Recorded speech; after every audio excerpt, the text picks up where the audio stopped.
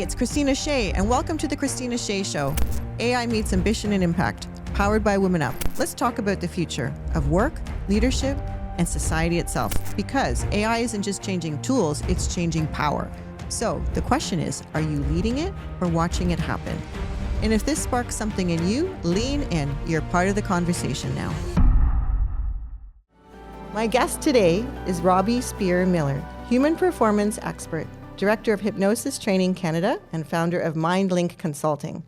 Robbie helps people shift their patterns at the subconscious level, including confidence, stress, habits, emotional regulation, and business mindset, so they can show up with clarity, consistency, and real personal power.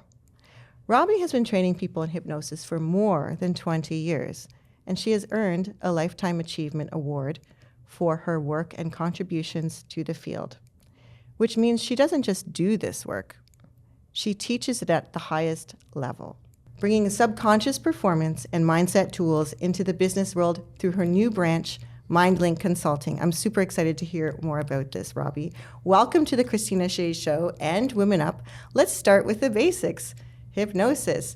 I know when I've heard that term, I had different visions in my head, stage shows, people with swinging watches. What really is hypnosis? A lot of smart professional people want to really know what it is and how they can apply it. Okay, well, stage shows are real hypnosis. I do them and I teach people how to do them. And they're a lot of fun. They're a really cool window into what our subconscious minds do. And I think it's created a lot of intrigue for people around the topic of hypnosis, but realize that we all go in and out of states of hypnosis just in everyday life. And an example is if you're watching a movie and you laugh when it's funny or you cry when it's sad, you're responding to emotional suggestion. The movie's not real, but you're having a response, right? Or you're watching a suspense movie and your adrenaline goes up. You're having a physiological response to something you're imagining in your mind. Well, that's so curious and interesting because I never framed it that way. So yeah, I get very emotional when I watch movies. I'm a crybaby when I watch cartoons, but I also I really get into the movie, right? So people are always telling me to stop talking or stop screaming or stop holding on to them. So I'm a quite responsive person when I get into the movies. You were also, you had mentioned something to me earlier once about autopilot. Tell me a little bit about that. Well, we were talking about driving, right? So if you're driving your car and you end up in your driveway and you don't remember how you got there, your mind was on autopilot, and that is a hypnosis-like state. Maybe you were daydreaming or singing along to the music and your mind just knew where to go. And I think it's pretty amazing that our minds can do that for us. But the thing that I find fascinating about hypnosis, and it's really the core of my passion for the work I do, is that when we know how to use this natural human ability skillfully, we have more choices in life, because if we don't learn how to use it, we're being hypnotized by our upbringing, our ways of coping with whatever happened to us in life, the culture around us, the people who we happen to spend most of our time with. And so when we learn this, we can choose to agree with those things or we can choose to do other things. And so it frees us up. So I love this topic that you have, because we look at the history of women, and when we see that women are not achieving to the same levels as men, like in many ways we're achieving great things, but there's certain categories where women are falling short. A lot of that is the hypnotic trance that we're raised in, which is different from the one that men are raised in. And both of them could use improvement, I would say. And so I work with a lot of entrepreneurs and small business owners to help with mindset. And it's fascinating to see where they put limitations that don't exist.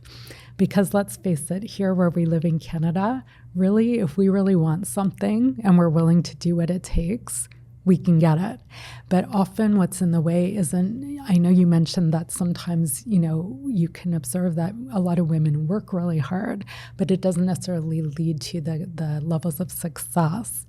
And so it's looking at things differently or interacting with the world differently, because we can only pay attention to so much. So if all of our awareness is taken up with, let's say, worrying about pleasing people or worrying about making a mistake and needing to study and over prepare to avoid that, then we don't have awareness freed up to see possibilities and take risks or learn from our experiences.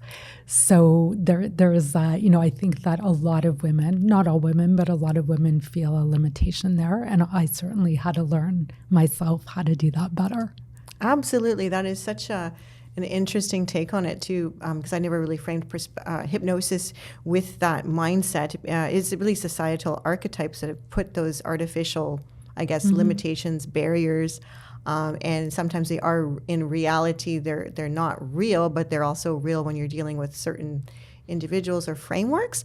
So, but it's being aware of how to respond to it and how to push through it, and not taking that as like a no, I guess, that I cannot do this. Right. And I think a lot of society does frame, especially even when I grew up, I mean, I had to still it's like an ongoing process to me, but, raise our voices, be seen, be visible. And you talked about work, and a lot of women are I'll call them the workhorses, unfortunately. They're the ones doing the stuff in the back. They are, doing the late nights, even though they have kids and they have responsibilities, and they are doing the people pleasing because they're like, oh, if I please my superior or whoever, maybe I will get that promotion, instead of directly asking for it when they, and the alternate, I guess example would be a lot of men just ask for the promotion and they haven't yet actually done a lot of the work that, is behind the scenes, but they are putting themselves out there by being visible and having executive presence. Yeah. So what I do know, because I had just checked out MindLink a little bit, and I do know that you're doing a lot of executive presence, like in terms of public speaking, which is a skill that is so needed for everyone. It's actually one of the largest fears, other than mortality. I think it even outranks mortality. It is the biggest fear. Yeah, the most common fear. It's so interesting. Yeah. I remember as a child being afraid of it, but then I just remember thinking, I'll do it anyway. Yeah. Not everybody does that. Yeah, I was a very shy child, actually. Me too. But I just as a personal note, my first experience public speaking, I won something, and then I had to go do this. I was like, 9 years old, and I spoke, and my zipper was undone, and everybody laughed at me. And I will never forget that. But then I thought, you know what? I'm the one up there doing it. But a lot of people still have this fear, and it could have disabled me in terms of not wanting to do it again. But it definitely did hinder me, so I had that fear. And then also the boys were more like, a lot of bravado. They didn't really care. And I had this perfection thing in my head. Yeah. And, I still do, but I do think it's progress over perfection. But I'd love you to speak a little bit about how MindLink supports, especially women, with their executive presence and their public speaking and overcoming their fears. Yeah. Well, so in a big picture way, as women, we as a group, we're tending to do well in school, and we are very good as a group at pleasing people or being aware of emotional tone and interactions, relationships. And my observation has been that in the earlier parts of our life and our career, this is very helpful, and it gets us often further than the men and the boys. But then there comes a point where those skill sets are not the ones that will help us get to the next level. But what happens is our subconscious mind believes we should keep doing them because we've had success so far. And our subconscious mind's job is to keep us safe, literally keep us alive. So it's had all of this evidence that these are good things to do. And so if you imagine we're all wearing glasses and we can only see the world through the glasses that we are wearing, then the glasses that women are wearing aren't helping them see how to take things to the next level. So they keep pushing up against the same barriers over and over again. And even if somebody shows them there's another way, and often I do this for my clients, at the beginning there can be resistance because they're afraid. They're afraid of making a mistake. And they don't have the learning approach of trial and error. So the boys with their bravado, as you know, in boy culture, that prepares them to take risks and be bold because they're in an environment where they don't have a choice. And if women do that with each other, they're going to be judged. They're going to be, right, and so called bossy, yes, or right, or left out in some way. And so there are different social consequences to these things, but those are the things that help us progress as we mature and get further in our careers. So we want to develop a really healthy relationship with trial and error learning, because if we try something and then it doesn't go well the first time, you want to do it again, just like you talked about with public speaking. But a lot of people will just not do it. They'll just say, oh, I guess I'm not meant to do this. Or the experience will be so stressful for them that their subconscious mind and their nervous system don't want to go there, right? There's like a real resistance or procrastination, right? That all has emotional roots, because our minds are functioning a certain way based on, do we feel fearful or do we feel relaxed and confident? And so I teach people how they can access calm confidence so they can learn better, do more, connect with people. But when you're in fear, your brain works completely differently than when you feel safe. And so we're helping people access that resource state. And then when they do that and they take action and they're willing to learn, it changes everything. So imagine that you decided you wanted to go out in a canoe and you've never been canoeing before. And so you get out and you're in this boat, right? And you're rowing and you hit a rock. So somebody might go, oh my God, I hit a rock. I guess I'm not meant to be a canoeer. And they just give up. Right? And when we take the canoe example, it looks ridiculous. Like, so you hit the rock, you go around the rock, you keep going. You don't really have a choice because you're out there on the lake and you have to get somewhere. But in life, our minds can make us believe we have a choice. And there often isn't a reality to force us to keep going. And so I believe that a lot of the safety and comfort we have in our world actually is in the way of us showing ourselves what we're capable of. I can't agree more with that. You know, I have a saying now that it's been said before, but do it scared and do it anyway, because confidence is built through actions. Yes. And if you make a mistake, you just do it again. But I know that can be hard because, even if you're a perfectionist, you're continually fine tuning everything, but then it never actually gets to fruition because you're so busy trying to make it perfect and progress over perfection. But I also feel that because women are afraid sometimes to be judged, and I think that is a big fear, actually. And then I think as you get older, sometimes those fears start to be not as important. But when you're younger and you're trying to establish yourself, maybe in a certain environment, in a workplace, but I think it is important to establish yourself with a voice and a presence. And so what advice would you give women, like just a practical advice, like actions or a breathing technique or anything that they can do to calm their nervous system and deal with a difficult situation I guess, and to put themselves out there? Yeah, so I would suggest, I love the do it anyway, and I would suggest train yourself to calm yourself down. So you might not feel totally calm, but calm down so that it's not as fearful or stressful, and do it anyway. And that way you're training your nervous system that you can do new things or take risks and be calm at the same time. So that's really where we want to go with this, so that it opens things up even more. But action is where it's at. Yeah, I always do say that if you take action, it's just like, if you're going to the gym, right? You need to get in shape and your muscle tone is not great and your cardio is bad and you have a few pounds to lose and just whatever. It doesn't even have to be pounds. It just could be out of shape, right? Yeah. But the more you do the reps, the more you start not only building confidence that you can do it, but you become stronger and the muscles become stronger. So I think the confidence muscle is through doing the reps. So, and just breaking through that barrier. What would you say, though, to women? You mentioned bossy, but I think this is a societal thing as well, but in terms of just breaking through that mindset of judgment, the fear of judgment, the B words, the bossy, and the other B word. I've been called that, but even when it doesn't even matter, because you could be the workhorse in the back, but you could be also the assertive woman in the boardroom, and you can still be called all of these things. So I feel like if you do it, or if you don't do it, so you kind of might as well just do it. Right. I think that we need to know that if we're leaders and we're achieving any level of recognition, we become targets.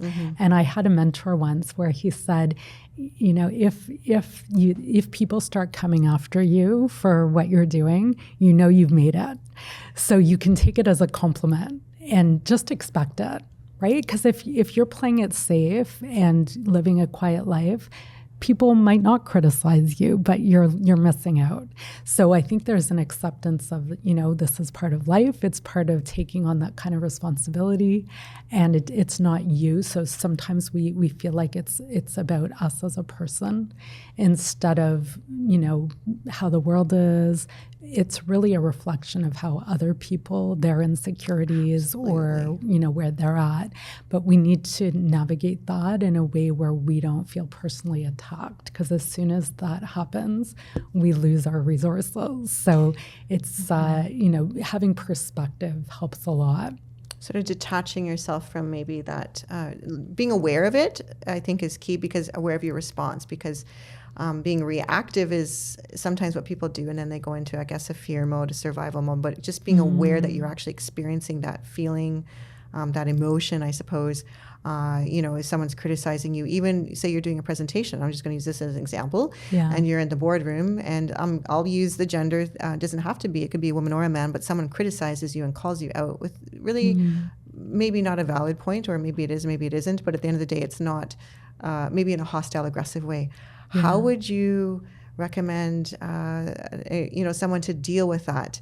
You don't have to give an answer in terms of what they would say, but how would they deal with it personally? Would they take a pause? Would they take a breath? How would they deal with that kind of scenario? Yeah. Well, have you been in that kind of situation? Yes. Okay. Hence the question. Yes. All right. Okay. So can you remember a time when you felt really confident and you were just doing your thing and in a really good zone? Yes, absolutely. It's not necessarily to do. I mean, I love talking to people now, and I love putting myself out there. Yeah. I also used to dance professionally, and so I love being on the stages. You don't have to speak, but you're really putting yourself out there. Yep. And the first few times, of course, you're nervous. But then I realized, you know what? I'm in the arena. I'm on the stage. I love dancing, and I love making people happy. Yeah. So, and I love engaging with people. So. And you're just in your zone, right? So, okay. I have fallen on big stages. But the one thing I did learn, you just get up and, you keep going.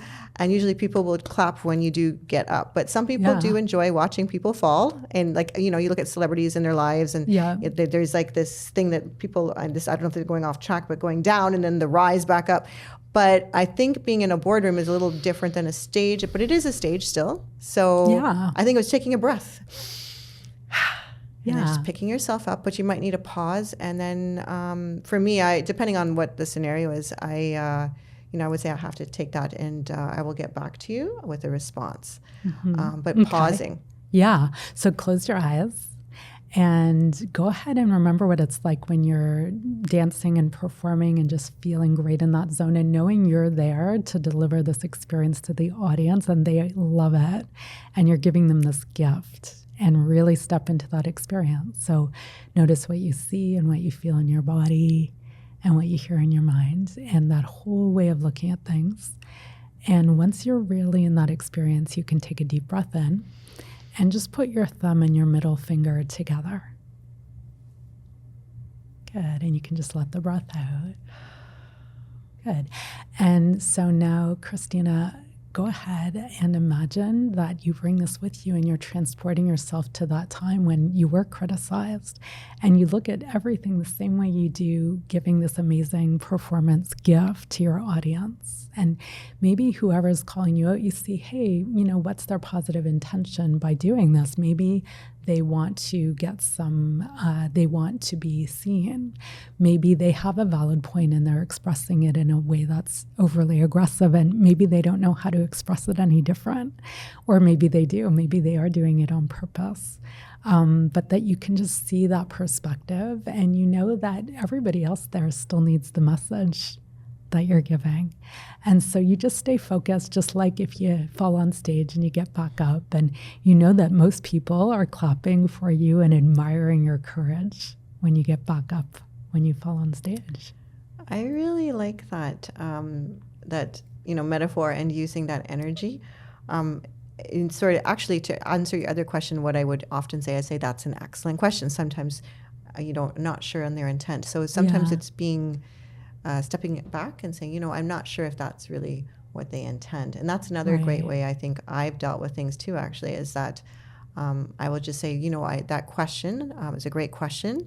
The other thing, if you do know that it is extremely hostile, sometimes I feel I need to just say something in a constructive way, and I'll just say, that question made me wonder if you meant it in this way. Can you clarify if that's what you meant or not? Yeah. And that sort of gives me an opportunity and them an opportunity to maybe reframe it or put it in a different way. Yeah. So I love the curiosity of that. And what I'm showing you here is that the mood happens first. So the calmer and more secure you are in you, the easier it is to be curious, the easier it is to find those questions that are useful to ask, to find out how to navigate something resourcefully. And it's great to have those ideas in your back pocket. And if you're in this mood of calm confidence, you want to trust that you'll come up with something. Okay, right? Because sometimes we can't predict how things are going to go, or the situation is calling for something we never imagined, but it's this mood. So what I just taught you there, when you got into that zone, when you're performing and feeling really calm and confident, and then you took a deep breath and you put your thumb and your middle finger together, that's what we call an anchor. Okay. So an example of an anchor is if you are having a fun time with your friends and there's a song you associate with that time. If you hear that song, it brings back the whole experience, right? Absolutely. Or you date somebody and they wear a certain scent. If you smell that scent, you're totally reminded of them. So we have these cues that connect things in our minds. And when we practice this anchor for calm confidence with the deep breath and putting the thumb and the middle finger together, we're creating a neural pathway in our brains connecting the deep breath and this motion with that feeling. And notice you could do this anywhere. Nobody would know. So if we practice it ahead of time enough, then we create a habit of it. And then when we're in a tough situation, it's very yoga-esque. I do a lot of hot yoga, so I was like, me too. Oh, yes. I've seen you there. Yes. That's my, I call it my zone. It is my zone. Like I just put the mat down and the rest of the world sort of disappears. Yeah. But it is very anchoring. It's very calming, especially if you had a challenging day. So I guess I did want to speak a little bit about AI. I guess I'm just curious. In MindLink and hypnosis, how are they using AI? Are they using AI in any context? I know it's a human-first approach that you are doing. Yes. However, is AI in somehow integrating in terms of the research or maybe in any other ways potentially within your sector? Well, the work I do is very much an art, and it's about people and connection with real people. So how I use AI in my business is really to brainstorm ideas, come up with marketing. It's kind of it's a helper for me so that I can improve what I'm doing. So I use it more in that area, or if I have to figure something out, like I love that with AI, you can just like type a question in, like, how do I do this in this app? And you get the answer like that. You used to have to comb through the help section of, the manual. So there's so many things that are really quick now because of that. And to me, it frees you up to be more with the people. But this will always be a very human thing. And there's an aspect to what we do that goes beyond the words or there's like an energy to it. Yes. There's like AI can't replicate that. It's a human thing. So, so I use it for those more practical things. Absolutely, because I feel AI is a great assistant, strategist. It's like, an employee that you can leverage for research, for writing, for your marketing. And of course, now there's all sorts of things going on with AI agents and so on.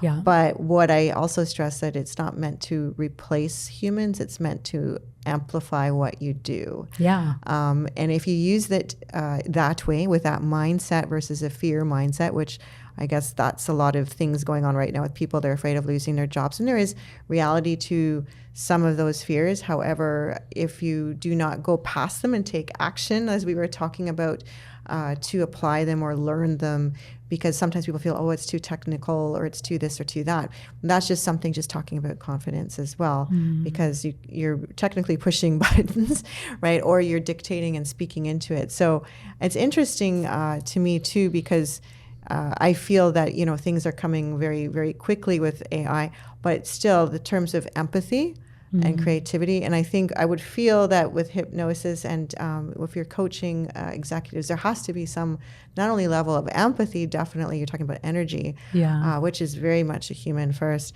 approach, obviously. And then also having the creativity to come up with the solutions that will definitely help with your field when you're talking to executives, helping them speak publicly. So what would be the top 3 tips? I'm going to kind of segue from AI, but top 3 tips for executives, let's just say professional women, to expand their confidence, executive presence. What would be your top 3 tips? The only guarantee in life is change, and it's more true now than ever. And I would suggest, remember times in your life where you did something you didn't have a choice. So let's say for the women who've had babies, you had to learn how to change a diaper fast, and you didn't have a choice, and you can't give the baby back, even if they're screaming all night. And I don't know about you, Kristina, but for me, that experience actually showed me what I'm capable of. And it actually prepared me to do a lot of the other things that I've done, because I saw that, I showed myself that. And I think it's accessing those experiences we've had helps us have the boldness to embrace change, to think creatively, to see possibilities. And I think that, being open to learning and growth and feedback and separating how we feel about ourselves from the things we do in the world are the most important aspects to navigating this world. But we all have had experiences that have forced us to learn and change. And if we can access those to inspire us to do it, even if we're not forced to, we'll be better off, because it's better to anticipate it ahead of time than to react after a crisis happens. Absolutely. I always also say, it's a famous saying, I didn't come up with it, but being comfortable with being uncomfortable. Yeah. And I think there's some lobster story where the lobster is growing and it sheds its shell and it becomes extremely vulnerable, right? So because it has no shell, I like to eat lobster. So I found those, I definitely would be putting him in butter. But but he's under a rock and he's growing a new shell because he's growing and he's expanding. Yes. So he's taking some time to do that in the safety maybe of the rocks, but he's doing it in his time because he's expanding. So he has to grow that new shell. So then he comes out, he's now stronger, he's bigger, and maybe a bigger meal later down the road, but he's definitely a bigger lobster, and he's expanded with what he's survived. He's been resilient. He didn't get caught by the lobster, fishermen and so on. But that's just one example. But also personally, me, I have lost 2 husbands. A lot of it was loss. You discover really quickly whether, as people say, oh, you're so strong, but I mean, you don't really have a choice. So either you do or you don't. I don't know. There is no try, and I guess really with that. So I think also just even the words that you say to yourself, I'm trying, but no, I'm going to change that. I am removing I'm trying from my vocabulary because I feel that sets a mindset. Right? You're doing it. I'm doing it. Yeah. I'm doing versus trying. And also the word just. I do not like that word, and I have trained my daughter also to remove that word as much as possible in her vocabulary, because I think it diminishes what we're capable of, what we're doing, or the actions that we're taking. And that also can diminish your confidence level. So just to keep moving forward. So a lot of us sometimes feel like we're stuck in a place that we don't want to be, and we don't know how to get out of it, and we just end up staying stuck. So what would you recommend for anyone, let alone professional executives, but what should they do? The best thing to do is look for a model of somebody who is not stuck and choose to really do what they're doing, look at the world the way they look at the world, behave the way they behave, because you'll get a lot of insight from that. Not everybody in the world is stuck.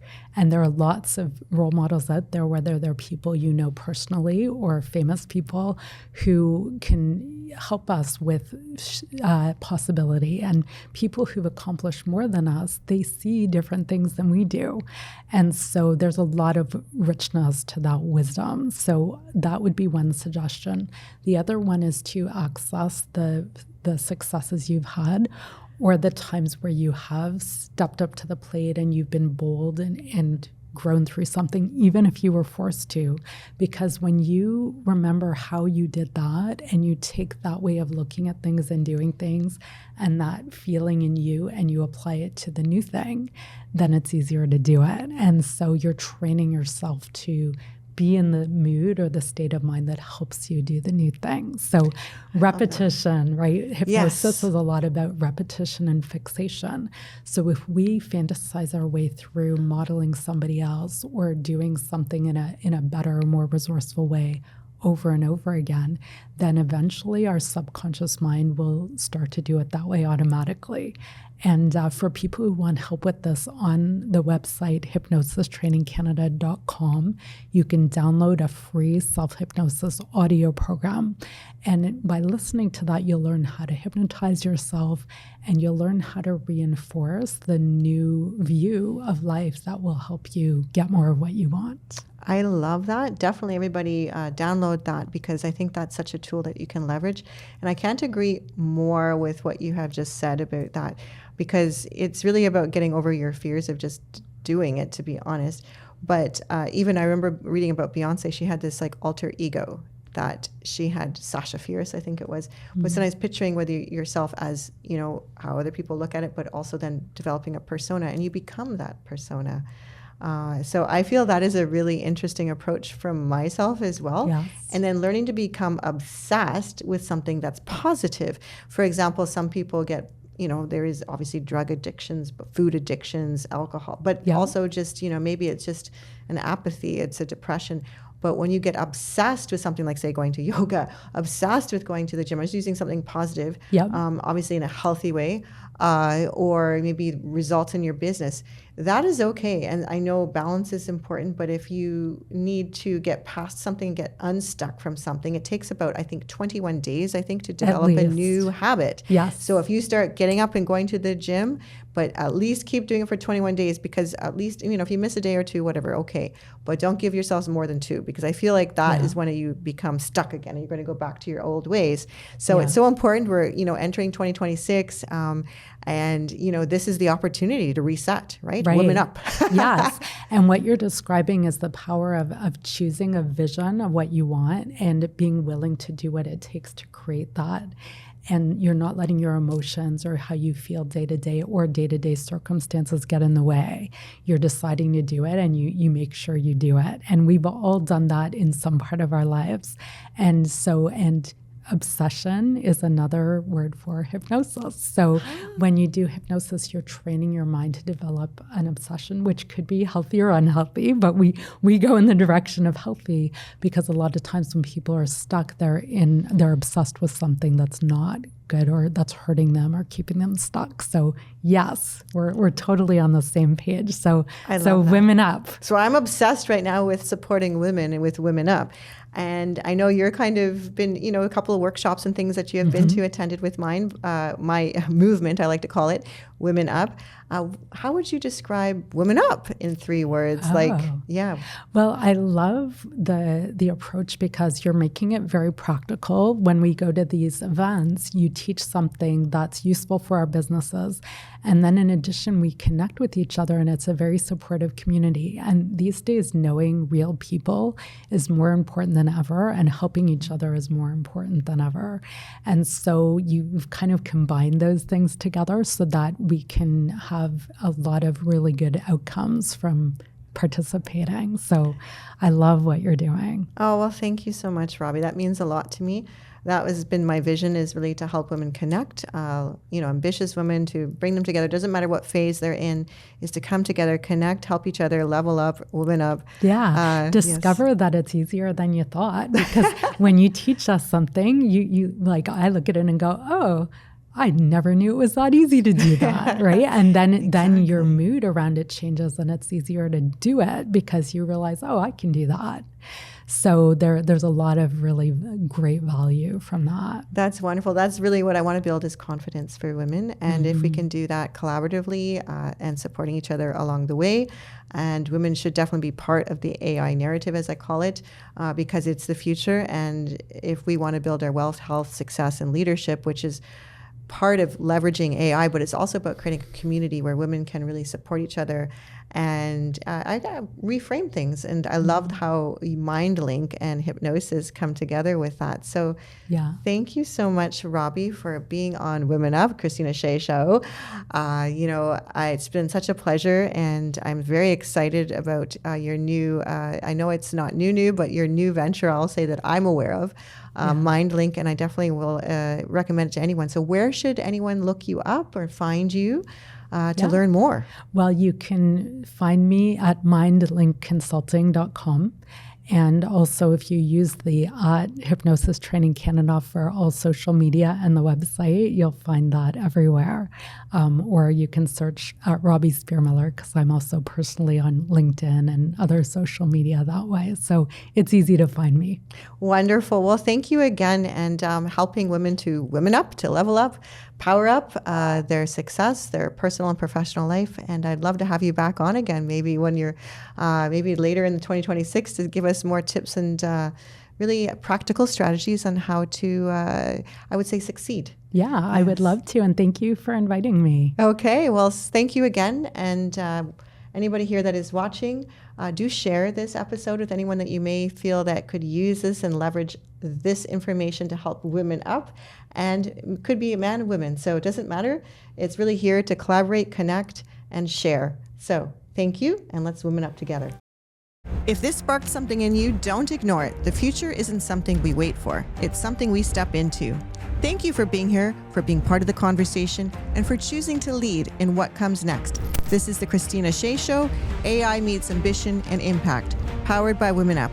I'll see you next time.